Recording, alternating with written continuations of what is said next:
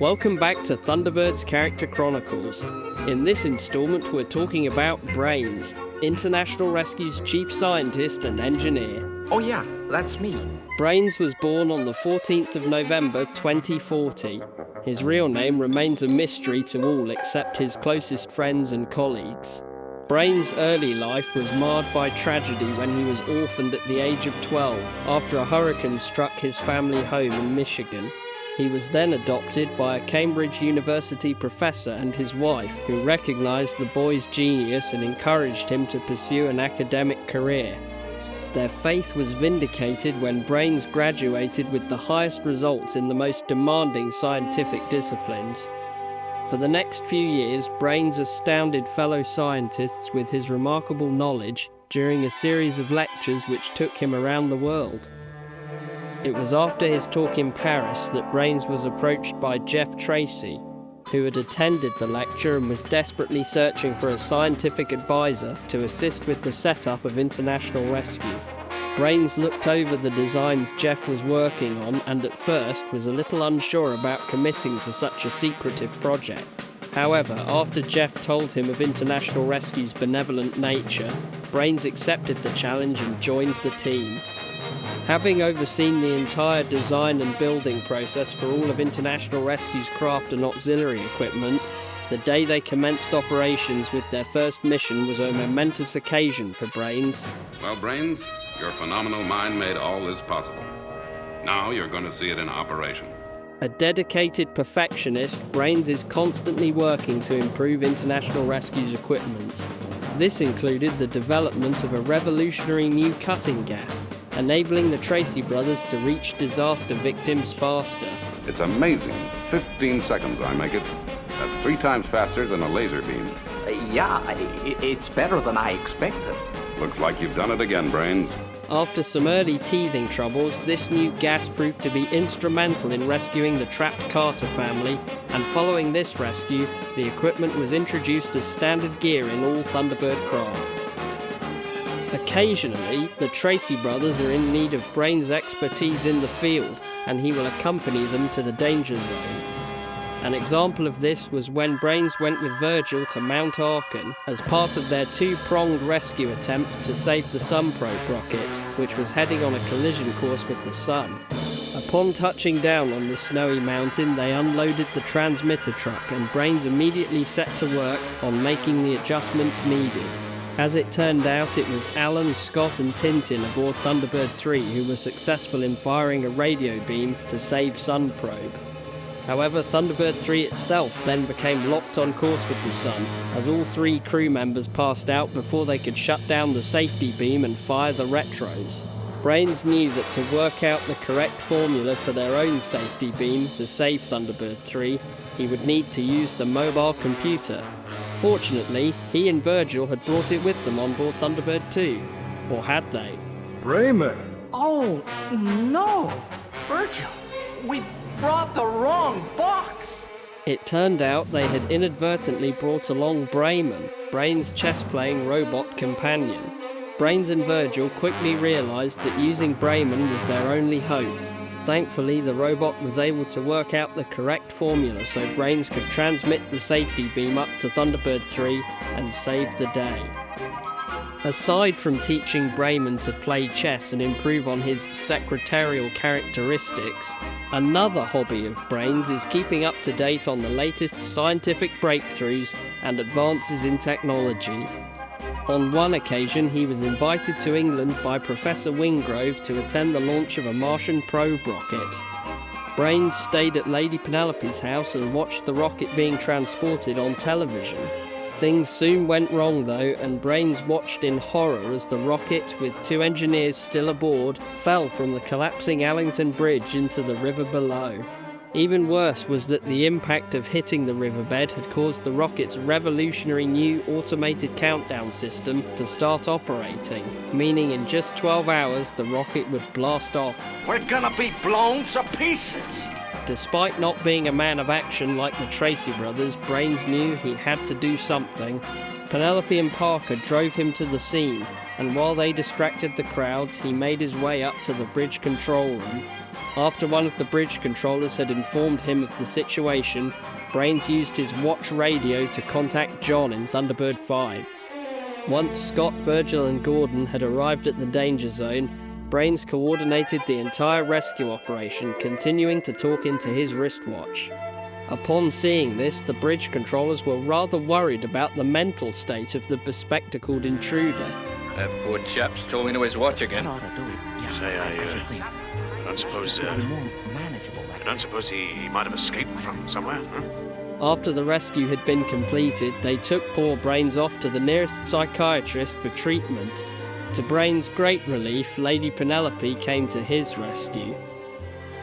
Time and time again, Brains has proven his worth to international rescue. There was one occasion when the organisation faced a complete communications failure. This was a very serious problem, so Brains set to work on finding a solution. After a trip to Thunderbird 5, where he made a recording of the interference and further experiments in his lab, he was able to trace the issue.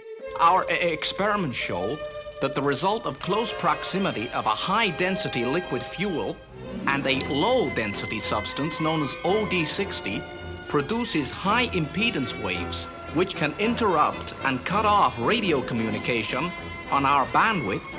Brains is also an expert scuba diver, which came in handy when he and Tintin were on an expedition searching for treasure at the bottom of Lake Anasta.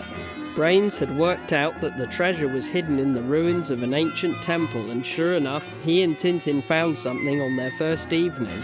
Upon showing their discovery to fellow scientist Professor Blakely, who had also joined them on the trip, he confirmed that it was indeed the treasure. However, the expedition had attracted the attention of the Hood, and that night he infiltrated the camp. Who are you? What do you want? Brains was knocked unconscious by the Hood's hypnotic stare and taken out into the desert. There he was buried up to his neck in the sand as the Hood tried to force him to reveal the location of the treasure. Brains would have been a goner if Scott hadn't arrived to get him out. The following night, Brains decided to take action against their mysterious enemy. Unbeknownst to all except Tintin, he returned to the underwater temple to investigate. As well as finding more of the treasure, Brains uncovered a cable belonging to the Hood and began to follow it. This turned out to be a booby trap, and once again Brains fell victim to the Hood's powers. The Hood then proceeded to blow up the temple, nearly crushing Brains under the rubble. Thankfully, Gordon was able to rescue him. Later, Brains and Tintin visited Professor Blakely, who was in hospital recovering from his encounter with the Hood. Not discouraged in the slightest, the professor asked if either of them would be interested in embarking on another expedition. Needless to say, Brains and Tintin decided to make a hasty exit after that. What an odd pair. Excitement too much for them, I suppose. Not used to it. As time went on, Brains became more confident with asserting himself at the danger zone and was more inclined to take risks, such as when International Rescue were tasked with saving the town of Monte Bianco. The new reflector dish, which had been built to provide the town with solar energy, had been hit by lightning during a storm. This caused the tower to collapse and the reflector dish crashed down the mountain where it lodged, reflecting the light of the rising sun. If the dish couldn't be moved in time, the whole town would be incinerated. International Rescue was soon on the scene, and Brains insisted to Virgil and Alan that he should be the one to go down and investigate. Wearing a protective suit, Brains was lowered down from Thunderbird 2.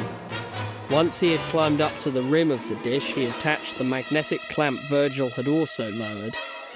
The plan was to use Thunderbird 2 to tilt the dish upwards, away from Monte Bianco. However, they were still unable to move it, even with Virgil using full thrust. Upon further inspection of the dish, Brains found the rotation gear was jammed. Time was running out as the town's buildings were beginning to smoke. In a flash of inspiration, Brains ordered Scott to use the new device he'd recently fitted to Thunderbird 1. This was a smoke screen which blocked out the sun, shading the town. This gave Brains the time he needed to cut through the rotation gear. Once he was clear, Virgil and Alan tried the lift again, and sure enough, it worked. Suddenly, Alan caught sight of Brains' protective suit plunging down the mountain. Brains! Virgil, he's fallen! The next moment, a rockfall caused the reflector dish to detach from Thunderbird 2's clamp, and it crashed down on top of the suit, with only a white glove poking out from amongst the rubble.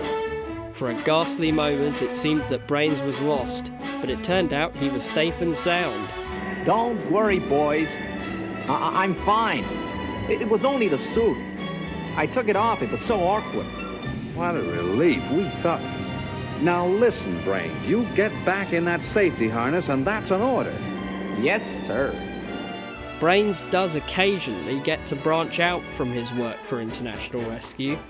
Using the alias Hiram K. Hackenbacker, he played a key part in designing the passenger airliner Skythrust, specifically its revolutionary new safety feature, an ejectable fuel pod to eliminate fire hazard.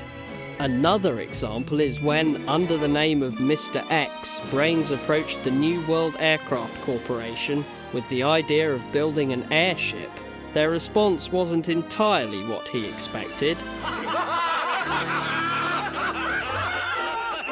However, they eventually came round to the idea and Skyship 1 was soon built. Brains was unable to be aboard the maiden flight due to his duties on Tracy Island, especially with the mammoth project Jeff had just given him. And I'm telling you, Brains, in no uncertain terms, that we now need a Thunderbird 6. Sure, Mr. Tracy.